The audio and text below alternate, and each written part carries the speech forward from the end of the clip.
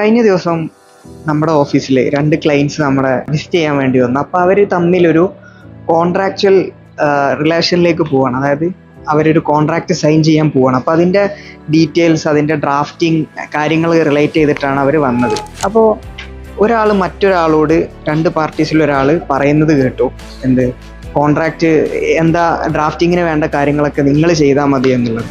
അപ്പോൾ പെട്ടെന്ന് എൻ്റെ മൈൻഡിലേക്ക് സ്ട്രൈക്ക് ചെയ്തൊരു കാര്യം, നമ്മൾ എപ്പോഴും ശ്രദ്ധിക്കേണ്ട ഒരു കാര്യവുമാണത്.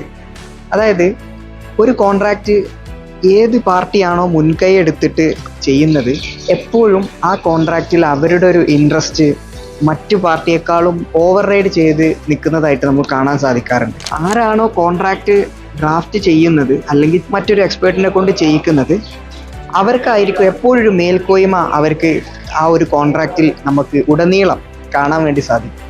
അപ്പോൾ എപ്പോഴും നിങ്ങളൊരു കോൺട്രാക്റ്റ് ഡ്രാഫ്റ്റ് ചെയ്യാൻ വേണ്ടി അല്ലെങ്കിൽ ഒരു അഗ്രിമെൻറ്റോ ഇത്തരത്തിലുള്ള ലീഗൽ ഡോക്യുമെൻറ്റ്സ് പ്രിപ്പയർ ചെയ്യാൻ പോകുമ്പോൾ B the party who drafts the contract.